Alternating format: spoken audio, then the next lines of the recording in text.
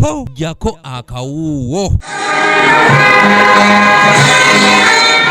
President Yoweri Kaguta Museveni asinzidde Kasese ku ssomero lya Bwera Senior Secondary School ku mukolo ogutegekeddwa okusonderako ensimbi z'okuzimba ekisulo ky'abaana ab'obuwala n'asaba bannakasese okukomya okukolerera embuto zokka wabula n'ebintu ebirala omuli okulabirira n'okuweerera abaana.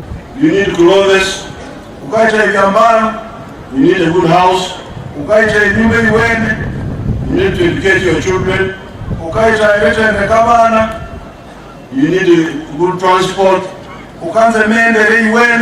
How will you solve the other non-stomach needs? Yeebazizza bannayuganda bonna okutwalira awamu olw'obuvunaanyizibwa bwe bafuddeyo okuweerera abaana oluvannyuma lw'okulaba omugaso ogukirimu. Basiima abanyayuganda musimukire mwamanyi okusoma.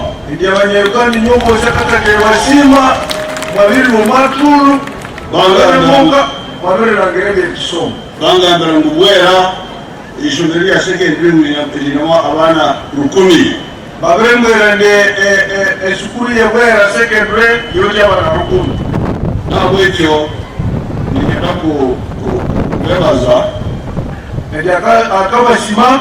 Abamu ku bakulembeze bategeeza ng'okukyala kw'omukulembeze w'eggwanga kuno bwe kulaga obuwagizi bwa pulezidenti eri abakyala mu kitundu ekyo. We thank him so much. This means that he's still on affirmative action of taking off, allowing women to represent other women in parliament. He's still coming, or he's still on that foundation of affirmative.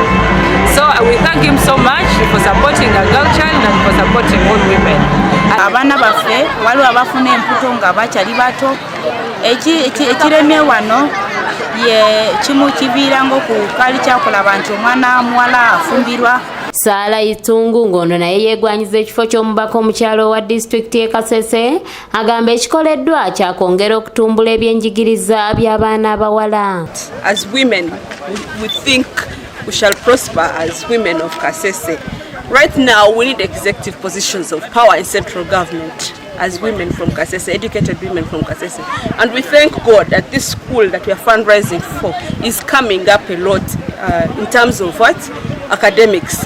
And for us to come out well in terms of academics. Abakulembeze beebazizza abantu okukwataganira awamu awatali kwawula mu bibiina ne bafuba okulaba nga Pulezidenti Museveni atuuka mu kitundu kino.